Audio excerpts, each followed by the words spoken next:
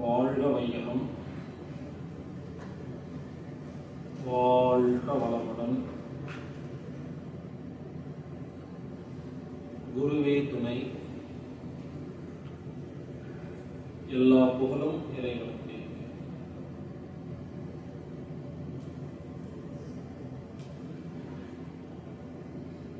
அனைவருக்கும் வணக்கம்.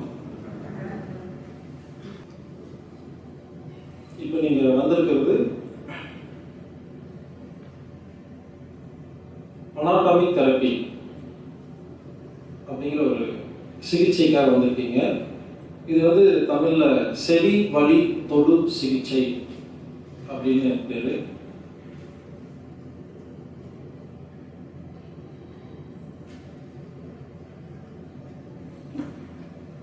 இது வரைக்கும் நமக்கு நோய் அப்படின்னா நாம ஒரு வைத்தியர்கிட்ட போறோம். உலகத்தில் இருக்கிற எல்லா வைத்தியர்களும் ஊசி போடுறாங்க, மருந்து கொடுக்குறாங்க, மாத்திரை கொடுக்குறாங்க, இல்ல yoga therapy, mudra, reiki, pranic healing, touch healing, magneto therapy, இயற்கை வைத்தியம், யுனானி, சித்தா, ஆயுர்வேதா, இப்படி இந்த உலகத்துல நிறைய வகை தெரப்பிகள் இருக்கு. ஆனா இப்ப நீங்க வந்திருக்கிற இந்த தெரப்பியில இது இல்லை. நாடி பார்ப்பாங்க. இந்த நாடி பார்க்கறதெல்லாம் இல்லை. வாரம் வாரம் என்ன பாருங்கன்னு சொல்லுவாங்க. அப்படியெல்லாம் கிடையாது. பிளட் டெஸ்ட், ஸ்கேன் ரிப்போர்ட்டு அதெல்லாம் கிடையாது. கண்ட்ரோல் பண்ணிக்கங்க, ஒரு நோயை கண்ட்ரோல் பண்ணிக்கன்னு சொல்லுவாங்க. அதுவும் கிடையாது. சரி, எதுவுமே இல்லை, மருந்து இல்லை, மாத்திரை இல்லை, நாடி பார்க்க மாட்டீங்க, எங்கிட்ட பேசலாமா கேட்டா அது கூட தேவையில்லை. பொதுவாக நோயாளி என்ன பண்ணுவீங்க? ஒரு டாக்டர்கிட்ட போயிட்டு உட்காந்துட்டு ஒரு 3/4 மணி நேரம் பேசுவீங்க. சார், முதல்ல நான் 10 வருஷத்துக்கு முன்னால பாத்ரூம் வலிக்கு வந்தாங்களா அப்படின்னு ஆரம்பிச்சிங்கன்னா மொத்த கதையை சொல்லி முடிக்கிறதுக்கு 3/4 மணி நேரம் ஆகும். முடிச்சோன்னா அவர் சொல்லுவார், இந்த டெஸ்ட், அந்த டெஸ்ட், எம்ஆர்ஐ, பிளட் டெஸ்ட் எல்லாம் சொல்லுவார், ஸ்கேன்கள்லாம். அது ஒரு 4-5 நாள் ஆகும். அது கொஞ்சம் பணம்லாம் செலவாகும்.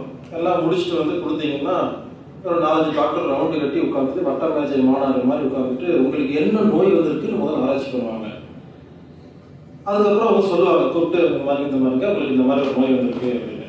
சரிங்க, என்ன பண்ணுவாங்க கேட்டால், இந்த நோயை குணப்படுத்தவே முடியாது, இது வாழ்க்கை ஃபுல்லாக கண்ட்ரோல் பண்ணணும், அந்த நோயை நீங்கள் நண்பனாக்கி கொள்ளுங்கள் அப்படின்னு சொல்லுவாங்க.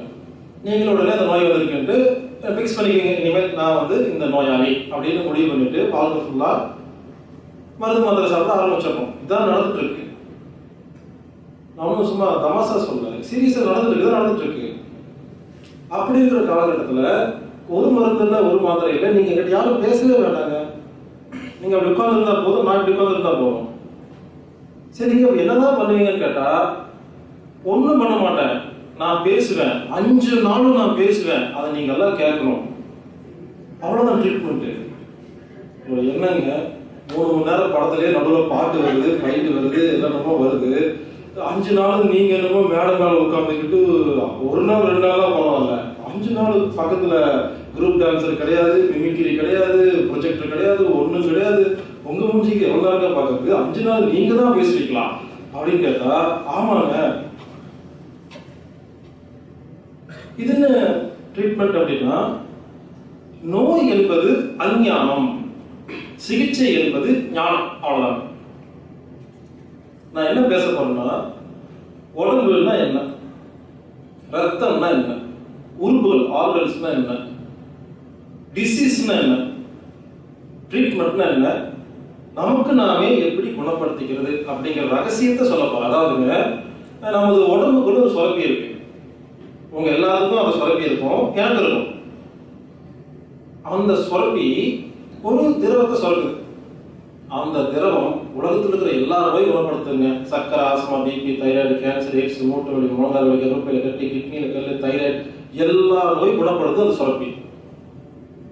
அந்த சுரப்பியோட பேர் என்ன, அது உடம்புக்குள்ள எங்க இருக்குது, அந்த சுரப்பியிலிருந்து ஒரு திரவம் சுரக்குது, அதோட பேர் என்ன, அந்த திரவம் எப்படி உலகத்தில் இருக்கிற எல்லா நோயும் குணப்படுத்துது அப்படிங்கிற அந்த விஷயம் இருக்குங்களா, அது எனக்கு தெரியும். எனக்கு ஒரு நோய் வந்தா நான் டாக்டர் போய் பார்க்க மாட்டேன். என் உடம்புல இருக்கிற சுரக்க வைக்கிற வித்தை எனக்கு தெரியும், நான் சுரக்க வச்சு குணப்படுத்திட்டு போயிடுவேன். நான் எவ்வளவு தெம்பா சொல்றேன் பாத்தீங்களா? அந்த மாதிரி இங்க வந்திருக்கிற எல்லாத்துக்கும் எனக்கு தெரிஞ்ச ஒரு ரகசியத்தை உங்களுக்கு சொல்லி கொடுக்கறதுக்கு தான் இந்த கிளாஸ். இங்க வந்து நான் டாக்டர் நீங்க பேஷண்ட் அப்படிலாம் கிடையாது. இது ஒரு ஃபேமிலி கெட் டுகெதர் மாதிரி. இப்போ உங்களுக்கு ஒரு ரகசியம் தெரிஞ்சு போச்சு, உங்க அம்மாவுக்கு அப்பாவுக்கு தங்கச்சிக்கு தம்பிக்கு போய் எப்படி சொல்லுவீங்க? ஒரு அக்கறையோட அன்போட இந்த மாதிரி எனக்கு விஷயம் தெரிஞ்சு போச்சு நீ கத்துக்கோ அப்படின்னு சொல்லி கொடுக்க முடியாது. நம்ம குழந்தைக்கு எப்படி சொல்லி கொடுப்போம்? அந்த மாதிரிதான் எனக்கு தெரிஞ்ச விஷயத்த உலகத்துல எல்லாரும் என் குடும்பத்துல ஒரு ஆளா நினைச்சிட்டு ஒரு அக்கறையோட சொல்லி தரனே தவிர இங்க வேற ஒண்ணும் கிடையாது. நீங்க ஒரு சாதாரண ஒரு ஃபேமிலி ஃப்ரெண்ட், அவ்வளவுதான். இத்தனை பேர் உட்காந்துருக்கீங்க இல்லைங்களா? இப்ப நான் ஒரு பாம்பு வச்சிருக்கேன், தூக்கி வீச போறேன், என்ன பண்ணுவீங்க? எல்லாம் வெளியே ஓடி போயிருவீங்க. ஒரே ஒருத்தர் மட்டும் உட்கார்ந்து இருப்பாரு, யார் தெரியுங்களா? பாம்பாட்டி. ஒரு வேலை குரூப்ல யாராவது பாம்பாட்டி இருந்தீங்கன்னா அவங்க மட்டும் உட்கார்ந்து இருப்பாங்க, மற்ற அத்தனை பேர் ஓடிடுவீங்க. ஏன் பாம்பாட்டி ஓடல? அவருக்கு பாம்பை பத்தி தெரியும். எதை பத்தி நமக்கு தெரியுதோ அது மேல பயம் இருக்காது.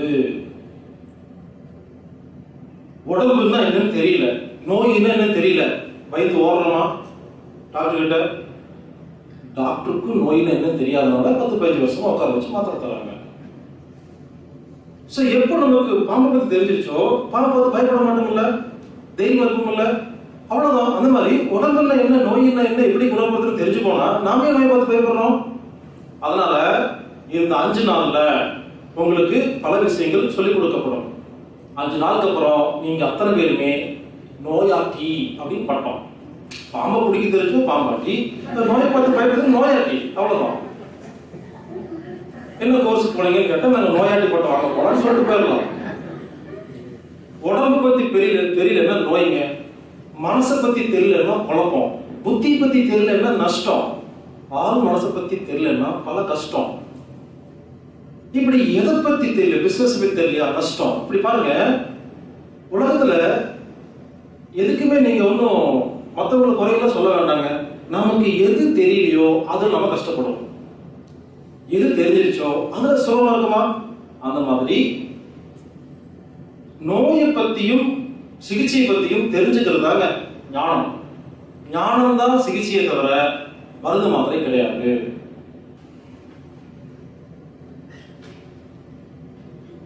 அதாவது நமது நோயை நாமளா எப்படி குணப்படுத்துறது அப்படிங்கிற ரகசியத்தை கத்துருக்கா வந்திருக்கீங்க. மருந்து மாத்திரை கிடையாது. நோய்கள் மொத்தம் 2 வகைப்படுங்க. உடனே நம்ம டெக்னிக் மூலமா எல்லா நோயெல்லாம் குணப்படுத்த முடியாது.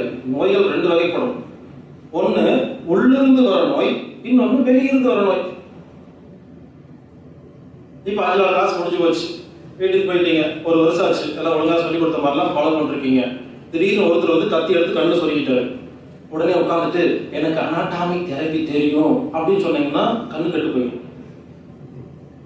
யாராவது துப்பாக்கி சுட்டோன்னு எனக்கு ஹீலர் பாஸ்கர் தெரியும்னு சொன்னீங்கன்னா செத்து போயிடுவோம். அதெல்லாம் ஒன்றும் பண்ண முடியாது. ஆக்சிடென்ட், பாம்பு கடிக்கிறது, கத்தி எடுத்து கொத்துறது, மண்டை உடையிறது, இதுக்கெல்லாம் ஆஸ்பத்திரிக்கு போய்தான் ஆகணும், மருந்து மாத்திரை சாப்பிட்டு தான் ஆகணும், ஆப்ரேஷன் பண்ணித்தான் ஆகணும், அவங்க சொல்றது கேட்டுத்தான் ஆகணும். உடனே எல்லாத்துக்கு மாதிரி நான் எதுக்குமே நீங்க டாக்டர் போக மாட்டேன் சொல்ல போறதில்ல. எதுக்கு போகணும், எதுக்கு போகக்கூடாது, அவ்வளவுதான். சக்கரை, BP, asthma, thyroid, cancer, AIDS, மூட்டு வலி, முழங்கால் வலி, கர்ப்பப்பையில் கட்டி, கிட்னியில் கட்டி எல்லாம் யோசிச்சு பாருங்க.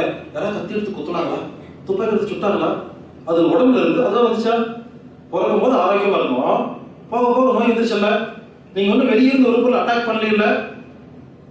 நோய்கள் 2 வகைப்படும். உள்ளிருந்தே வர நோய், வெளியிருந்து வர நோய். அப்போ சக்கரை, பிபி, ஆஸ்துமா எல்லாம் உள்ளிருந்து அதுவா வந்துச்சா? அப்ப அதுவா சரியா போகும். அதையெல்லாம் நம்ம டெக்னிக் பிரகாரம் குணப்படுத்திடலாம். எந்தெந்த நோயெல்லாம் குணப்படுத்த முடியும்னு சொல்லிடுறேங்க. முடி கொட்டுறது, வெள்ளை முடி, தலை சம்பந்தப்பட்ட எல்லா பிரச்சனையும், பொடுகு சம்பந்தப்பட்ட, கிட்ட பார்வை, தூர பார்வை, குளுக்கோமா, கண்ணில் புற வருது, கண் சம்பந்த எல்லா பிரச்சனையும், கண்ணில் நீர் வடிவது, கால் சம்பந்தப்பட்ட எல்லா பிரச்சனைகளும், மூக்கு சம்பந்தப்பட்ட சைனஸ், வீசிங், ஆஸ்மா, நெஞ்சு சளி, தும்மல், அலர்ஜி, இது மாதிரி மூக்கு சம்பந்தப்பட்ட எல்லா நோயும் குணப்படுத்திடலாம். லங்ஸ் சம்பந்தப்பட்ட எல்லா நோயும் குணப்படுத்தலாம். ஹார்ட் சம்பந்தப்பட்ட ஹார்ட் அட்டாக்கு, வால் விரிஞ்சிச்சு, சுருங்கிருச்சு, ஓட்டம் வந்துருச்சு, இந்த ஹார்ட் சம்மந்தப்பட்ட எல்லா ப்ராப்ளமும் சால்வ் பண்ணலாம். கொழுப்பு கட்டி அடைச்சிருக்குது இதெல்லாம். வயிறு சம்மந்தப்பட்ட அஜீரண கோளாறு, ulcer, irritable bowel syndrome, gastric trouble, இந்த மாதிரி வயிறு சம்மந்தப்பட்ட எல்லா இதையும் குணப்படுத்திடலாம். கிட்னில கல் இருக்கு, கிட்னி ஸ்டோன், கால்பிளாடர் ஸ்டோன், கர்ப்பப்பையில கட்டி இருக்கு, யுட்ரஸ் சம்பந்தப்பட்ட எல்லா ப்ராப்ளமும், குழந்தையின்மை, ஆண்மை குறைவு, இடுப்பு வலிக்குது, தொடை வலிக்குது, மூட்டு வலிக்குது, மூட்டு தேய்மானமாகி போச்சு, தெண்டைக்கால் வலிக்குது, கணுக்கால் வலிக்குது, உள்ளக்கால் குத்துது, குறையுது, எரியுது, வலிக்குது, நகை சம்பந்தப்பட்ட எல்லா பிரச்சனையும் சால்வ் பண்ணலாம். தோல் சம்பந்தப்பட்ட psoriasis, skin disease, eczema, skin disease எல்லாமே கிளியர் பண்ணலாம். தைராய்டு, கேன்சர், எய்ட்ஸ், ஃபிட்ஸ், வலிப்பு, மூலம், இப்படி எல்லாமே குணப்படுத்தலாங்க. மொத்தம் 4448 நோய் இருக்கு. நான் பேர் சொல்லங்கிறதுக்காக சில பேர் உட்காந்துக்கிட்டு ஐயோ அந்த பேர் இன்னும் சொல்லவே இல்லையே, நம்ம எதிர்த்து போயிடலாமா அப்படின்னு நினைச்சக்கூடாது. நிறைய இருக்குது, ஏதோ சும்மா சாம்பிள் சொல்லியிருக்கிற அவ்வளவுதான். இப்படி உங்கள் நோய் உடம்புக்குள்ள இருந்து வந்துச்சா இல்ல வெளியிருந்து வச்சா நீ வச்சு பாருங்க. ஒரு சுத்தி எடுத்து மூட்டு இரும்பு எடுத்து உடைச்சாச்சு, இது வெளியிருந்து வந்துச்சா எதுக்கு டாக்டர் போங்க, ஆனா மூட்டு வலிக்கு டாக்டர் போகாதீங்க. எங்காவது கீழே விழுந்து கல் வந்து கிட்னி டமால் அடிபட்டு கிட்னி டேமேஜ் ஆனா கிட்னி டாக்டர் போய் பாருங்க. ஆனா கிட்னி ஃபெயிலியர் என்பது கிட்னி டாக்டர் போக வேண்டிய அவசியம் இல்லை. ஏன்னா அது தானா கிட்னி ஃபெயிலியர் ஆச்சு, அப்ப தானா சரியா போகும். இது ஒண்ணு. ரெண்டாவது, பிறவிலேயே சில குழந்தைகளுக்கு சில உறுப்புகள் இல்லாம பாதியோட ஒரு உறுப்பு டேமேஜோட பிறந்திருப்பாங்க. அவங்களுக்கெல்லாம் நம்ம டெக்னிக் பிரகாரம் 100% கேரண்டி தர முடியாது. பட் நிறைய குணமாகும். பட் எவ்வளவு பர்சன்டேஜ்ங்கிறது தெரியாது. அது டிபெண்ட்ஸ் அப்பான் அவங்களுடைய அந்த கண்டிஷனை பொறுத்து இருக்கு. இன்னொன்னு, மன ரீதியா பாதிக்கப்பட்ட ஒருத்தங்களுக்கு நம்ம டெக்னிக் பாதிக்க முடியாது. ஏன்னா ஒருத்தர் நான் பாட்டுக்கு 5 நாள் பேசிட்டு இருக்கிறேன், எல்லாம் பேசி முடிச்சோன்னே நல்லா பேசுனீங்க, என்ன பேசுனீங்க தெரியாது சொல்லிட்டு என்ன பண்றது? அப்படி வந்து நடந்துருக்குது. ஒருத்தர் வந்து அங்கே 5 நாள் உட்காந்துருந்தாரு, கடைசியா சொன்னாரு, சார் நீங்க என்னமோ சொன்னீங்க, எனக்கு எல்லாம் கேட்டேன், ஆனா எனக்கு 5 நிமிஷத்துக்கு மேல எதுவும் ஞாபகம் நிக்க மாட்டேங்குது. கஜினி படத்துல சூர்யா மாதிரி இருந்தாரு அவரு. கோபுரம் சொல்றாரு, ஞாபகம் இல்லைங்க, ஆனா சொன்னீங்க, எனக்கு எல்லாம் மறந்து போச்சு, என்ன பண்றது அப்படின்னாரு. எல்லாம் ஒன்றும் பண்ண முடியல. ஸோ நான் சொல்றது புரிஞ்சுக்கணும். ஸோ இந்த மாதிரி இந்த தெரப்பியில எதெல்லாம் குணப்படுத்த முடியாதுன்னு முதல்ல ரெஸ்ட்ரிக்ஷன் இருக்குங்க, அதை பார்த்துக்கலாம்.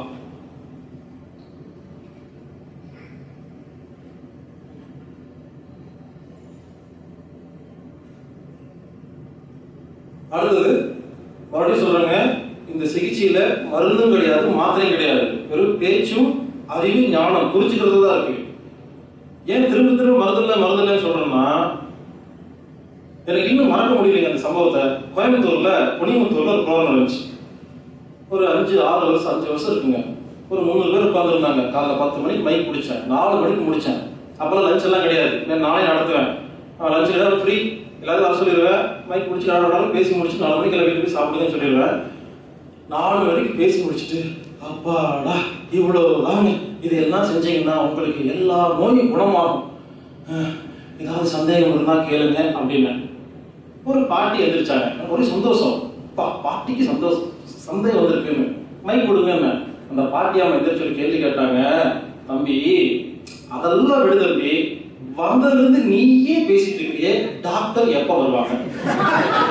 அதை உடச்சு அப்புறம் புரிஞ்சது, 8 மணி நேரம் பேசினாலும் சில பேருக்கு ஒன்றும் புரியாது போல் இருக்கு.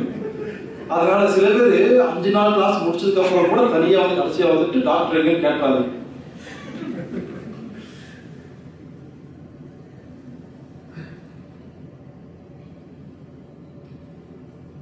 இந்த சிகிச்சையில வெறும் பேச்சு மட்டும் தான் இருக்கு. மறுபடியும் சொல்றேங்க, மருந்து மாத்திரை மட்டும் இல்லைங்க. எந்த லேகியம், பொடி, சிட்டுக்குருவி லேகியம் அந்த மாதிரிலாம் ஒண்ணுமே கிடையாது.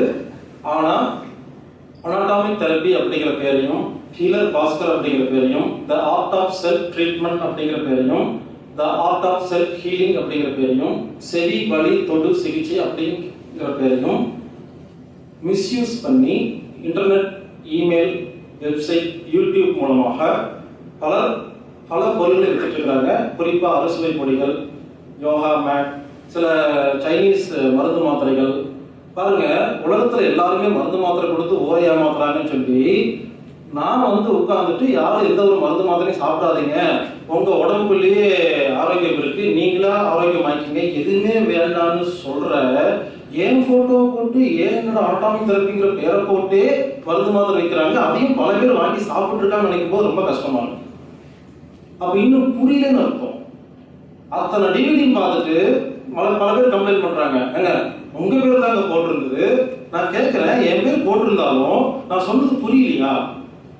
எதுவுமே வாங்காதீங்க, என்ன செய்யணுமோ அதை செஞ்சா குணமாகும்னு சொன்னதுக்கு அப்புறம் கூட ஒரு 4 மருந்து வாங்கி சாப்பிட்டுட்டு உங்க படம் போட்டிருந்தங்க அந்த பேர்ல தான் வெப்சைட் இருக்குது அப்படின்னா, யூடியூப்ல பார்த்தாங்க அப்படின்னா எனக்கு அவங்க மேல குறை சொல்ல மாட்டேன். பயிற்சி போதலையோ, நம்ம இன்னும் பேச தெரியலையோ, புரிய வைக்க முடியலன்னு யோசிக்கிறேன். அதனால மறுபடியும் சொல்றாங்க, இந்த சிகிச்சையில எந்த ஒரு பொருளும் கிடையாது, வெறும் ஞானம் மட்டும்தான் இருக்குது. அதனால நீங்க தயவு செய்து அமைதியா பொறுமையா உட்காந்து ஒவ்வொரு வார்த்தையும் பொறுமையா கேளுங்க. ஒருவேளை ரொம்ப போர் அடிச்சா தூங்கிக்குங்க. கொரட்டை மட்டும் விட்டு மற்றவங்க டிஸ்டர்ப் மட்டும் பண்ணிடாதீங்க. பாவம் அவங்க டிஸ்டர்ப் ஆயிடுவாங்க. அதை மட்டும் கொஞ்சம் பார்த்துக்குங்க.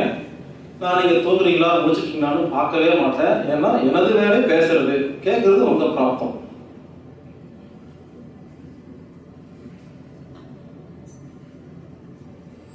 வெப்சைட் இருக்குங்க, anatomictherapy.org, www.anatomictherapy.org. இந்த வெப்சைட்ல கம்ப்ளீட் டீடைல்ஸ் இருக்குது. தமிழ்ல 350 பேஜுக்கு வெப்சைட்ல ஃப்ரீ புக் இருக்குங்க. நீங்க அந்த வெப்சைட்டை டவுன்லோட் பண்ணி வீட்டில் கூட நீங்க பிரிண்ட் போட்டுக்கலாம். பிசிக்கல் புக்கும் இங்கே இருக்குது. இங்கிலீஷ்ல புக் இருக்குது, வெப்சைட்ல ஃப்ரீ டவுன்லோட் இருக்கு. மலையாளம், தெலுங்கு, கன்னடம் இந்த லாங்குவேஜ்ல எல்லாம் வீடியோஸ் இருக்குது, பார்த்துக்கலாம். உருது மலாயும் புக்கு ரெடி ஆயிடுச்சு, ஒரு 10 டேஸ்ல வந்துடும். இப்படி உலகத்தில் இருக்கிற எல்லா மொழிகளிலும் இந்த சிகிச்சையை புக்காவும் டிவிடியாவும் கொடுக்கணுங்கிறது தான் நோக்கம். அதுவும் இலவசமாக கொடுக்கணுங்கிறது தான் நோக்கம். அதுக்கான முயற்சி நடந்துட்டு இருக்கு.